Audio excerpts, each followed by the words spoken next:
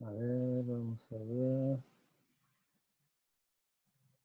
Comenzamos, ¿ya? Esto que van a ver no es mi creación.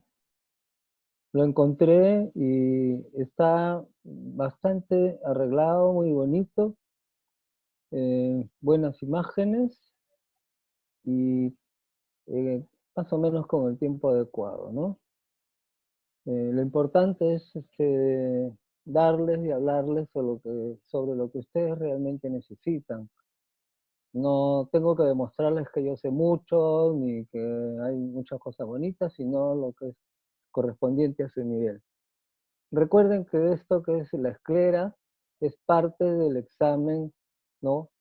Eh, que es como yo estipulé que hiciéramos las clases porque estaban más o menos en un desorden, no comenzabas por el comienzo, como se dice, haciendo redundancia, sino no te puedo hablar de retina si no te he hablado de la córnea, ¿no? Una serie de detalles así como eso. Y la esclera, que es esto que ustedes ven, todo lo blanco, todo lo que recubre el ojo, es lo que vamos a tocar ahora. Y bien claro lo dice acá, es una membrana gruesa, resistente, mucho colágeno, eh, más que perforada, le da camino al paso del nervio óptico, que es el que va a llevar pues todos los impulsos cerebrales, y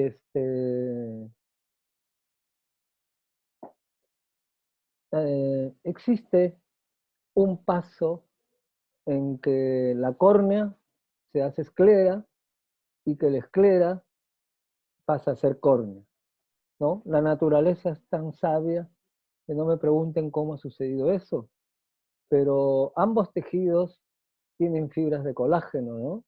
Mientras que uno es totalmente transparente, ¿no? La esclera no es nada transparente, ¿no?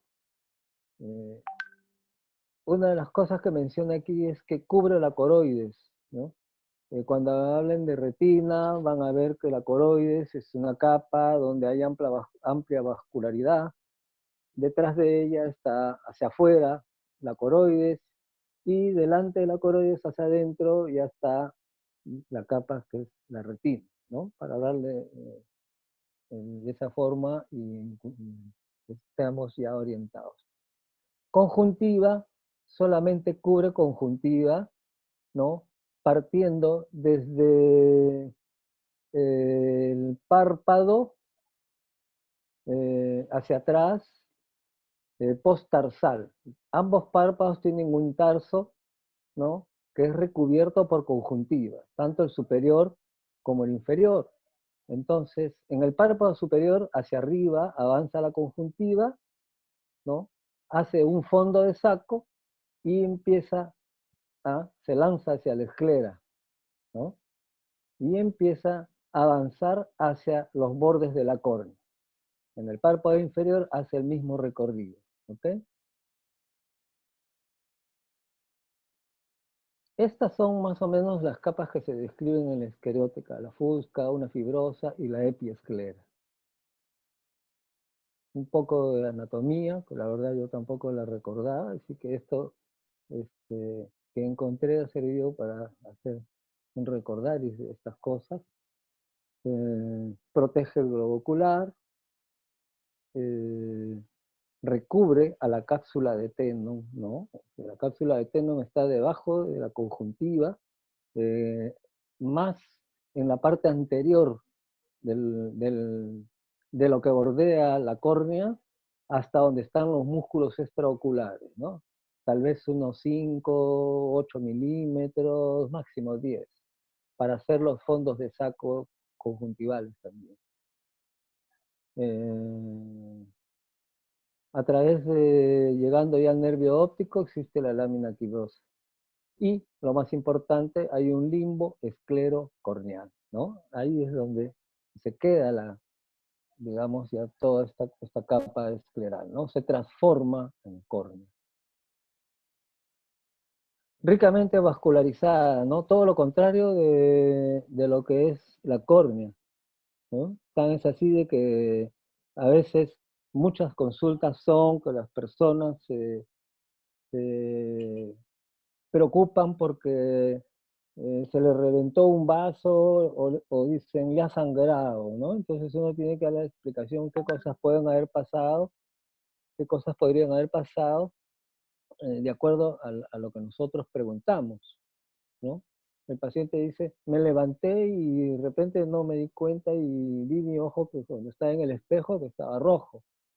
Entonces, cuando uno lo mira en una lámpara hendidura rápidamente te das cuenta que es un vasito que se ha quebrado, se ha roto y es una hemorragia subconjuntival, ¿no? De alguno de los vasos que están caminando por ahí y que tenemos unas 2 o 3 posibilidades rápido para saber. Muchas veces durante el sueño o sin darnos cuenta nos frotamos de repente porque nos pica el ojo con el párpado cerrado, lo frotamos y de repente en esa frotación uno eh, frota los vasos pequeños y puede estos fracturarse. Y entonces empieza a sangrar un poquito, empieza a sangrar un poquito, de repente para, pero de repente sigue, ¿no? Es una opción. Eh, la más trágica es que sufran pues un problema de trastornos de la coagulación, que para eso pues hay otras cosas como ustedes han estudiado, ¿no? Se notan hematomas en diversas partes del cuerpo, que es más fácil decir, usted se golpea apenas y le sale un hematoma, ah, sí. Entonces ahí hay un trastorno de la coagulación que podría ser eso.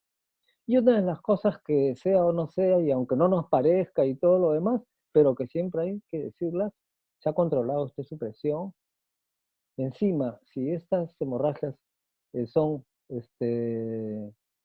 cíclicas o ya son 3, 4, 5 veces, entonces pensar de que de repente como los vasos son muy delgados, muy finos, ¿no? Hay picos de hipertensión en determinados horarios, las personas no tienen ningún tratamiento, tampoco se han hecho ningún tipo de control, entonces ahí es donde hay que sugerirles las posibilidades de que ellos no vayan de frente. Yo lo que hago usualmente es no les digo, vaya, está el médico o al cardiólogo que lo controle.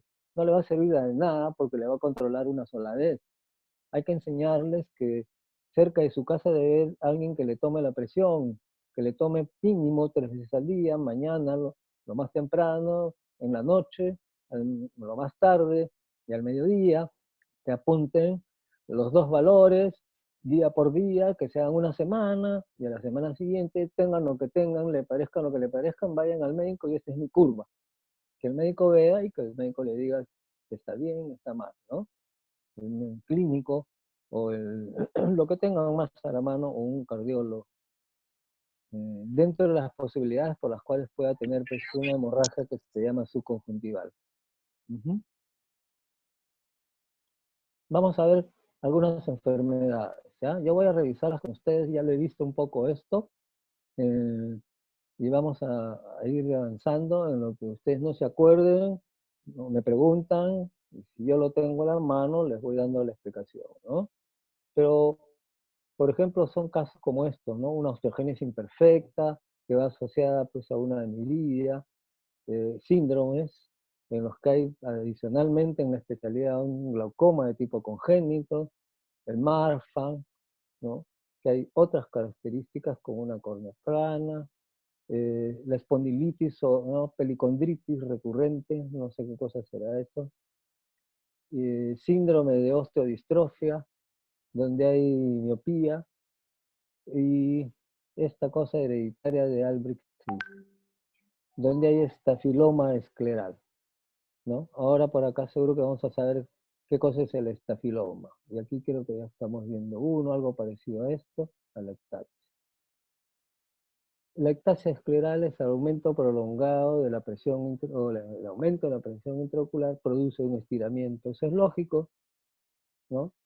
Si el ojo normalmente tiene pues una presión hasta 20, y una persona, porque no lo sabe, tiene una presión intraocular de 30, entonces es factible que como cualquier órgano nuestro que tiene elasticidad, evidentemente se estire, ¿no? Puede adoptar alguna forma específica, ¿no? Y lógico también que sus paredes se adelgacen, ¿no? Al adelgazarse, probablemente en este caso se vuelven un poco transparentes y hacen esto que se llama un estafiloma. donde la uvea, ¿saben ya lo que es la uvea?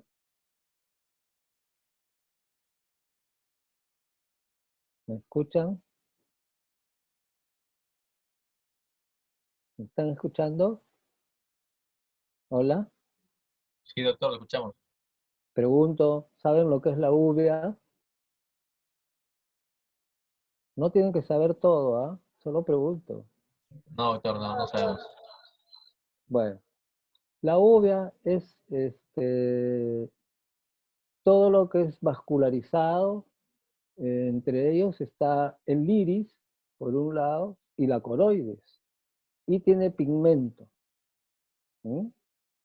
Entonces, no es un tejido rígido, es vascularizado, entonces fácilmente puede hacerse esto que ustedes están viendo acá, un abultamiento, y dice, hacia el interior de la esclerótica, distendiéndola.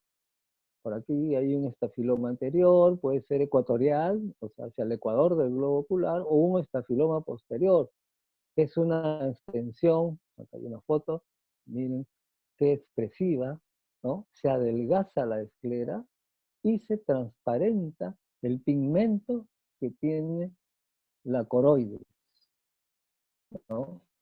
La retina es un poco transparente y deja, cuando uno hace un fondo de ojo, este lado pigmentario que está por dentro del ojo, ¿no? Uno puede verlo, pero acá se nota evidentemente, ¿no? Un estafiloma marcado, tan evidente, por eso es que dije yo, y este otro es muy evidente y que justifica enseñarlos. Este es otro tipo de estafiloma, aquí hay más tejido conjuntival, congestionado, aquí en la parte de abajo ya estamos casi en el fondo de saco, ¿no? Y se supone que atrás puede haber algo más de esto, este abultamiento que está extendiéndose por el problema este, ¿no? Y sí es cierto que esto sucede en una miopía alta. Tiene que ser recontra alta porque la verdad, yo sí he visto unas, pero no como esta de acá, más chiquita, algo así, muy poco, ¿no? Cuando se adelgaza la esclera. Recuerden ustedes las mamás o alguien que viene por otro lado y ve al bebito que ya lo están paseando en el coche y dice, ¡ay, qué lindo, chiquito, qué ojos tan grandes que tiene, qué bonito! Sí, el ojo miope pues es un ojo grande y bonito. Y yo lo utilizo como un piropo, ¿no? Les veo a las chicas, aunque no los tengan, igual digo, qué ojos tan grandes que tienes. Le digo, qué hermosos, qué bonitos. Y después ya le digo, la verdad, no serás miope, ¿no? Y es que sí, el diámetro del ojo tiene un promedio aproximado desde la punta de la córnea hasta la parte trasera. Aproximadamente son unos 23 milímetros. Pueden variar un poco más, poco menos, pero si ese diámetro está avanzado, cuando uno hace exámenes, la tomografía de coherencia óptica o una ecografía, los aparatos de hecho te están midiendo el ángulo anteroposterior de todo segmento porque es uno de los cálculos que se debe llevar para cuando uno hace la cirugía de catarata, porque tienes que hacerte el cálculo del lente intraocular, que el lente intraocular va alojado pues en el saco del cristalino que uno ha retirado, de quedar en la cápsula posterior, y entonces para que el efecto dióptrico del cristalino sea bueno, está a tantos milímetros de la córnea, ¿no? Que el aparato ya hizo la medida del eje antero-posterior, ¿no? Entonces, esa parte en el software la indica, más otros detalles para hacer el cálculo del lente intraocular que va a, que va a usar el paciente, y luego nos emite datos cuando yo quiero dejarlo en cero, cuando lo quiero dejar ligeramente miope o ligeramente hipermétrope. Por eso es que a algunos pacientes les puedo decir, le voy a dejar el ojo, hay un ojo que se llama dominante, que hay que encontrarlo, buscarlo, uno sabe fácilmente cómo hacerlo, y a ese le pongo el 100%. El lente que me dice a mí el resultado de la toma, del cálculo del lente intraocular, ¿no? Del aparato me dice, acá este número de lente le corresponde para que quede en cero. Pero si quiero dejarle un miope -1, tengo que ponerle un lente que tiene esta otra medida, ¿no? Entonces en el mercado, digamos, voy a la tienda y le pido, oiga, deme pues este lente intraocular. No es así, ¿no? Se pide por vía electrónica y todo eso ahora ustedes ya saben, y te envían a sala de operaciones, todo bien estéril, ¿no? Entonces, por eso es que hablamos de este agrandamiento que uno lo puede medir muy fácilmente en milímetros y décimas de milímetros. La epiescleritis, como bien se han dado cuenta, es un proceso inflamatorio que afecta la epiesclera, que está inmediatamente debajo de la conjuntiva. Estos son problemas benignos, muchas veces siempre unilaterales, no es muy bilateral. Siempre que he visto eso, lo primero que yo, mientras ustedes van leyendo la diapositiva, les pregunto a las personas si es que tienen focos sépticos. Voy buscando focos sépticos. Los primeros focos sépticos cercanos son los dentales. Recuerden que somos muy desordenados nosotros, no acudimos muchos generalmente con tiempo a un examen dental para que nos diga, ¿no? Y si tenemos caries, ¿están curadas o por curar? ¿No? ¿Hace cuánto tiempo se las curaron si es una persona mayor? Bueno, hoy ha cambiado mucho, pero antes las curaciones eran, se hacían con amalgama de plata, ¿no? Yo viví en unos momentos en Europa y los hacían con incrustaciones de oro o algo por el estilo, porque eso teóricamente no se oxida si les ponen otro metal. Hoy día ya no lo hacen pues de ninguna de esas cosas, ¿no? Tienen otras sustancias especiales, incluso te buscan el mismo color de la dentadura que uno tiene y son muy fuertes, muy consistentes, ¿no? Ya cambió. Entonces, los mecanismos son, ya no sucede lo otro, de cuánto tiempo no se curaba, ¿no? Y ya pues eso sería para personas mayores, que cada día hay menos, ahora es distinto. Esta es otra presentación de la inflamación, ¿no? Vean ustedes, claro que son grados bastante marcados, ¿no? Pueden aparecerse muchas veces, pero es una de las cosas que uno tiene que pensar cuando ve a un paciente. Y yo diría que muchos de los problemas esclerales o epiesclerales son provenientes de algunas cosas como producto de una reacción a algo que está amenazándonos en el organismo por ahí de cerca. Y van a ver, aquí tenemos una serie de nombres de enfermedades, ¿no? Desde, como bien dice, autoinmunitarias, granulomatosas, tuberculosis, hemos sido campeones en tuberculosis, se ha reducido muchísimo el problema de la tuberculosis, porque el programa de tuberculosis que existía en el Perú, y acuérdense ustedes que, o les habrán contado los que no saben, que el Hospital Hipólito Unanue, que se llamaba otra cosa antes, eh, era un hospital que fue hecho para tuberculosis. Como eso está allá dentro de lo que es Lima ciudad, ya no tiene buen clima. Los que conocen el hospital van a ver que tienen unos pabellones, y a un costado tiene un solario, que en algunos pabellones los han adaptado y han puesto cama. No, ese era para que los pacientes salieran y tomaran sol, porque el clima de por ahí pues era maravilloso, ¿no? Ahora ha cambiado, ¿no? Entonces, esta es una de las enfermedades que puede provocar eso. Cualquiera de estas cosas es un signo en artritis, ¿no? Todas las enfermedades de tipo de alteraciones del colágeno, diría yo. No las he visto en toxoplasmosis. eh, Realmente no son muy fáciles de ver, como se menciona aquí en herpes simple, herpes zóster, pero bueno, las tenemos ahí para saber si en algún caso a ustedes les toca ver, después ya cuando hagan sus viajes de repente por la montaña, por esos sitios, cuando les toca hacer su serum. El dolor debe ser fuerte, ¿no? Cuando no te permite el sueño, debe ser fuerte y se siente pues probablemente hay una sensación de molestia, ¿no? Vuelve al ojo muy hipersensible. es inevitable darse cuenta de que o sea, va a producir un problema en cuanto a la agudeza visual. ¿Eh? De hecho, que va a estar alterada, en este caso disminuida, ¿no? El color del ojo de tipo violáceo es por esto, ¿no? Porque este es uno planito todavía, ¿no? Es una ectasia, digamos, donde se está dejando transparentar, digamos, la coroides, ¿no? Por su color. ¿Qué se puede hacer, no? Con todos esos nombres que hemos visto de posibles enfermedades, laboratorio, y la consulta oftalmológica, pues con la tecnología que tenemos ahora, podemos pedir, medir la longitud, uno puede medir los diámetros realmente, ¿no? Con una ecografía, hay ecógrafo, creo que ya casi todos los servicios de Lima deben de tener, y luego, claro, la radiografía de tórax es por el problema de la tuberculosis, ¿no? Y lo otro, el VRL también, ¿no?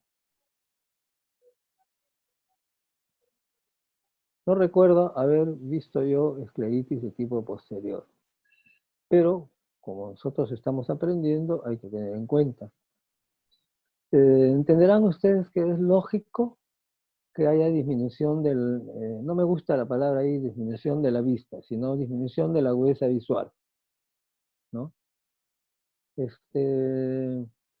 Lógico, porque conforme el ovoide que está enmarcando este término, pensemos que hacia nuestro lado izquierdo está la córnea, en que la imagen está ingresando hacia el fondo de la retina, acá donde estoy poniendo la flecha.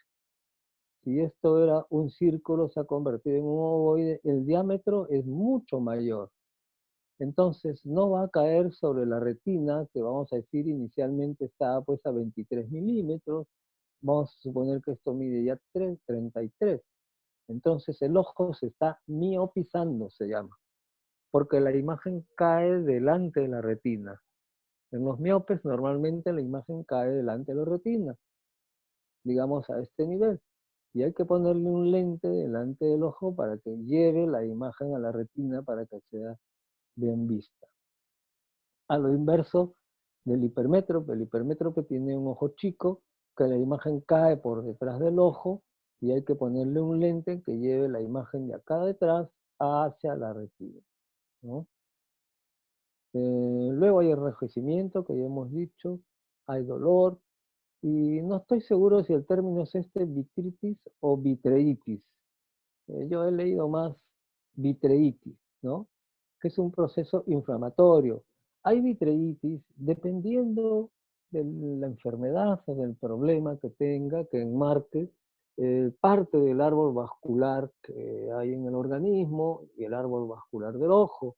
Entonces, va por vía sanguínea, va a producir, eh, eh, ¿cómo se llama? El estado inflamatorio, y de alguna manera entonces va a suceder que haya esta manifestación que la denominamos vitreitis. Puede producirse, como dice acá, tanto un desprendimiento retiniano, ¿no? Indudablemente la retina va acompañada de la coroides. Cuando hay un desprendimiento se produce, ¿no? Y lógico, podría haber un edema de la papila óptica, ¿no? Dependiendo pues de la magnitud que haya este problema. No es que los médicos cometamos probablemente el error de poder detectar de esto, es que los pacientes no van a la consulta en el momento adecuado, perdón, en el momento adecuado, ¿no? Acá está. ¿Cómo podemos hacer el diagnóstico? ¿No? Ultrasonido. US para mí significa ultrasonido y esto debe ser tomografía, ¿no? Engrosamiento de la parte posterior de la esclera. Esta es una ecografía. Aquí más o menos estamos entre lo que es la córnea, esto más o menos es el cristalino, Y aquí ya estamos prácticamente, cuando hablamos de retina. Pegadita a la retina, esta es la parte de la coroides y la esclera es esta parte blanca. A mí me parece que esta esclera es un poco gorda. No soy un especialista en ecografía, pero me parece que está un poquito engrosada, ¿no? Dice engrosamiento, hacia acá arriba dice, pero engrosamiento de la parte posterior de la esclera, ¿no? Engrosamiento escleral a la ecografía en el ojo derecho, engrosamiento escleral a la ecografía igual, ¿no? Se ve que está muy grueso esto, sí es, ahora que hago memoria, sí efectivamente se ve bien grueso, ¿no? En las anteriores va a ser más fácil porque un poco que tenemos acceso, ¿no? Ver este tipo de estados. Han escogido pues unas imágenes muy típicas, evidentes, y es por eso que las he traído, la encontré y creo que es bien, es muy explicativo esto, ¿no? A ver, hay una episcleritis que se llama nodular. Se llama nodular porque es así como esta, acá arriba vi una imagen, más o menos estaba por acá, casi de las primeras. Esto es una epiescleritis nodular, ¿no? No es que haya un quistecito que hay que punzarlo para sacarlo, no. Es la epiesclera, ¿no? Por encima que está inflamada porque está produciéndose pues una reacción, algún proceso que podría tener como punto inicial esto, ¿no? Puede ser que es reflejo de lo que está pasando en el globo ocular o en el organismo. Y ya vamos a ver el tratamiento, dependiendo del estado. Felizmente, en lo que se trata de colirios, nosotros contamos con diversos tipos de antiinflamatorios de tipo corticoideos, como AINES en este momento. Pero cuando vemos esto, un AINES pues se va a reír el ojo de eso, ¿no? Como buenos antiinflamatorios y rápidos, definitivamente están los corticoides. Y los corticoides que hay que saberlos usar efectivamente bien, uno va a obtener cuando necesita soluciones rápidas, porque el corticoide nos ayuda mucho. Yo soy hincha de los corticoides verdaderamente para los procesos en los cuales uno tiene que diferenciar. Y cuando era más joven he sido muy atrevido. Ahora sigo siendo atrevido, pero menos que antes, ¿no? Me refiero a atrevido en agarrar y decir y hablar, sacando pecho, sí, yo doy así, pero es que había leído cómo darlo y cómo cuidarme y cómo cuidarle y decirle al paciente, oiga, cualquier cosa de esto, aquí está, este mi teléfono, avísame, qué sé yo, ¿no? Tratar de dar dosis máximas para no producir efectos colaterales, ya ustedes lo conocen. Y aquí podemos comenzar haciendo las cosas tópicas, pensando en el diagnóstico basal, por eso ustedes tienen que apoyarse, nunca hay que ser Superman ahora, uno lo sabe todo, no. Hoy tenemos pues especialistas o super especialistas. Además, cuando no terminas de saber todo, mejor deshazte de ese paciente y que lo vea otro y que te dé una opinión para que tú seguir siendo siempre el rey que lo enviaste a un médico que le empezó a dar una alternativa más, el paciente va a volver y entonces ustedes van a quedar bien con el paciente, ¿no? Eh, la imagen que regresamos era pues una simple, ¿no? No había tanta congestión ni nada como se ven estas. Yo habré visto 2 o 3 en mi vida así de este tipo hasta ahora, ¿no? Nodulares, o perdón, difusas. Eh, sí, y por bastante tiempo. No recuerdo haber visto necrotizantes y todo lo demás, no estoy muy seguro de haberlas visto, pero sí he visto, ¿no? Que generalmente estas se ven en los hospitales, ¿no? Bueno, la vida también ha cambiado mucho, de una u otra manera la gente también ya ha aprendido a controlarse más, el CIS, el seguro, de todas maneras, a pesar de todos los problemas que hay, ha producido que la gente tenga un mejor acceso. Más la cultura, digamos, médica, todavía no ha llegado a las personas en muchas cosas, ¿no? En salud. es algo por el estilo, pero ha mejorado en el tiempo, ¿no? De esa manera que probablemente le estoy hablando de cosas que nunca las van a ver y dirán, ¿para qué me sirve eso? Pero de repente por ahí se van ustedes al pueblito ínfimo por allá y cuando lo vean van a ver que sí se puede presentar en algún momento, ¿no? Bien claro está acá, ¿ves? 50% se asocian a enfermedad sistémica, ¿no? Hay que tener presente esto, esas posibilidades de ver. Y aquí tienen ustedes un problema, como dice acá arriba, necrotizante de repente, ¿no? Esta de acá, donde ya está el ojo, pues, prácticamente expulsó, ¿no? Y el porvenir de ese ojo definitivamente no es de lo mejor, ¿no? Es un ojo expuesto a ese nivel es un ojo infectado. Tratar de salvarlo depende de dónde estés, ¿no? Si estás en la capital, probablemente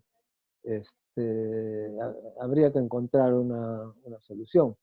Pero esta solución probablemente se pudo conseguir antes, porque cuando uno veía que había esto y estaba un poco, si lo vio antes y estaba un poco adelgazado o algo así, tenemos por ahí esclera, ¿no? Esclera que se consigue de otros ojos, que los que se dedican a hacer esto y pueden ver, hay un banco por ahí que de repente tiene esclera, y uno puede suturar y poner una esclera, ¿no?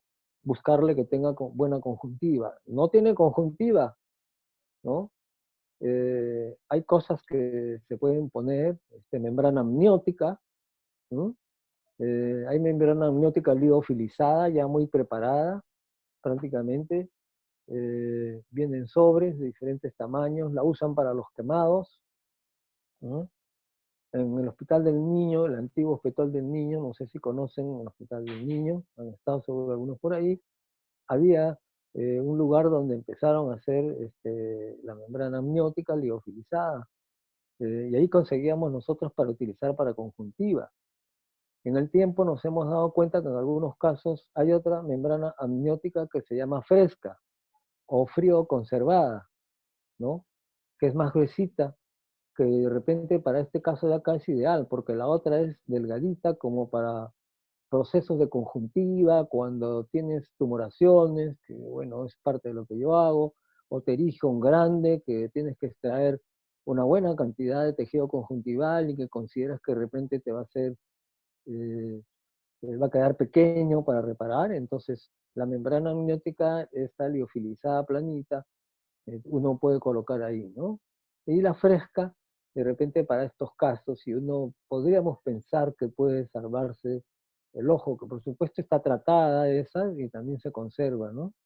Y entonces un buen trozo de esclera, de hecho, podría servir, ¿no? Este es un caso extremo, paciente que vive seguro por los recónditos gemidos, y hasta que no le dio importancia, hasta que le pasó, se sintió mal y luego lo han visto, ¿no? Es una foto muy educativa.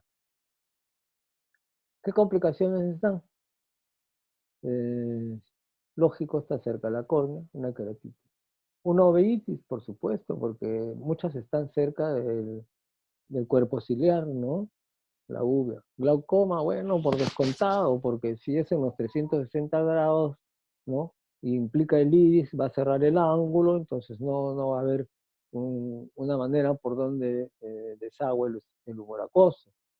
Cuando lleguen la clase de glaucoma, ustedes van a entender que se produce el humor acuoso. El humor acuoso tiene una velocidad de producción y hay una velocidad de eliminación a través del ángulo irido-corneal. Si el ángulo irido-corneal funciona mal, no se va a eliminar a la misma velocidad.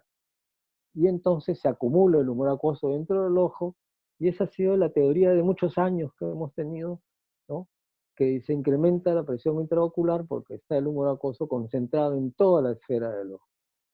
La segunda teoría es una teoría ya vascular a nivel de nervio óptico. Vamos a encontrar glaucomas de tensión normal. De hecho, cuando aprendimos eso, hay montones ahora de tensión normal, que no les encontramos la presión alta, pero que le vemos el nervio óptico y que tiene características y nos puede inducir a hacer una investigación para ver si el paciente tiene un glaucoma.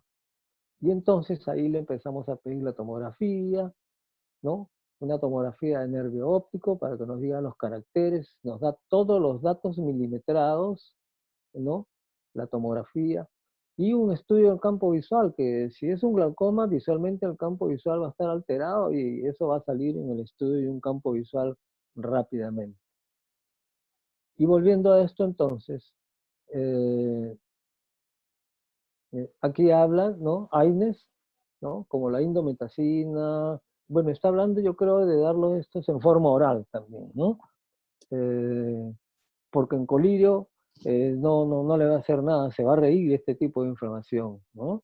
Las tenemos también, pero creo que sirven para otras cosas, cuando uno quiere usar eso en vez de a un paciente que por ningún motivo puede usar algún corticoide por vía oral. Nosotros tenemos dexametasona, prednisolona, que está estudiado que son muy benévolos para pacientes que tienen incluso alteraciones de la presión intraocular o glaucoma desde hace mucho tiempo, ¿no? Ahora ha cambiado un poco. Y la prednisona para mí, de la cual yo verdaderamente soy hincho, antes que dar dexametasona, porque cada cosa tiene su uso para todos los problemas que son oculares. Yo he llegado a dar pacientes, por ejemplo, para una neuritis óptica hasta 90 miligramos. Se habla de 1.5 por kilogramo de peso, ¿no? De, de prednisona. Y les daba un buen petardo de 90. Y muchos se asustaban, pero es que les daba porque no era mi invención, ¿no? Uno ha revisado antes, ha leído y ha preguntado y todo, pues no, uno es inquieto y les daba y me ha ido maravilloso. Te vas a la ciclofosfamida, que nunca he usado, la conozco de nombre, pero cuando probablemente lo otro no te funciona, ¿no? Eh, Cuando quieres seguir después de que has usado, en los casos leves, puedes usar, ya no tenemos indometacina en AINES, hay otras cosas, ¿no? Más suaves. A ver qué más hay acá. Degeneración hialina. Eh, Frecuencia considerable, dice. Considerable, mayores de 60 años. Hay de todos. Esto se refiere que más se ve más o menos al nivel de las inserciones de los músculos extraoculares. ¿Mm? Se refiere a los rectos. Eh, Solamente tenemos 4 rectos: recto lateral, recto medio, el superior y el inferior, que son las inserciones que están eh, más o menos alrededor del ojo y que en forma horaria desde el interior están a 4, 5, 6 y 7 milímetros las inserciones de ellos, ¿no? Nosotros no las vemos, pero anatómicamente sabemos que están más o menos a ese nivel. Especialmente los rectos laterales, que son los que usamos para las correcciones de estrabismo, ¿no? Que dicho sea de paso, el doctor Díaz me dijo que me iba a llamar a ver si iba a... Lo que pasa es que el doctor Díaz adicionalmente se había cambiado de casa y en la casa que tiene no tiene internet. Entonces vamos a ver si es que me responde y me dice que va a hacer las clases. Si no, a ver, vamos a ver cómo podemos resolverles un poco, ¿ya? Que algunos de los problemas no se les quede en el aire de las clases que faltan, ¿no? Entonces, el adelgazamiento es que hace que se vean estas zonas, ¿no? Ligeramente translúcidas, a las cuales se refiere esta degeneración de tipo hialino. Degeneración es una transformación, digamos. Creo que este es el nombre de la persona que ha preparado esta presentación, que está muy interesante, muy ordenada sobre todo, ¿no? De cualquier cosa que se me hubiese ocurrido hacerle yo, no lo iba a poder hacer porque no tenía las imágenes a la mano, me iba a demorar mucho tiempo y he querido satisfacer, estamos queriendo satisfacer, no me han entendido todos los profesores, por lo menos de oftalmología, porque me han hecho las preguntas y si este, esta plataforma está aprobada por la SUNEDU. No está aprobada por la SUNEDU le ha aprobado el Zoom Web, nada más, para la universidad. Calculo que el informe que nosotros le daremos a las autoridades de la facultad, ¿no? En la cadena del encargado de la asignatura, que es el doctor Rubio, y de ahí pues al jefe del departamento, y de ahí al decano, para que ellos puedan hacer que se valide esto que se está haciendo con ustedes, porque no podemos ni siquiera tener el rol. Por eso yo le he pedido a Madeleine que me pase el nombre de ustedes, que voy a tener que darlos por todos asistidos, ¿no? Pues ya no voy a estar con la ridiculez de buscarlos y que se presenten y que todo, porque esta profesión nuestra es tan hidalga que no merece nada más que seamos hombres, cuando se refiere a hombres, también damas, que sean perfectas, que sean gente libre, de buenas costumbres y de severa moral.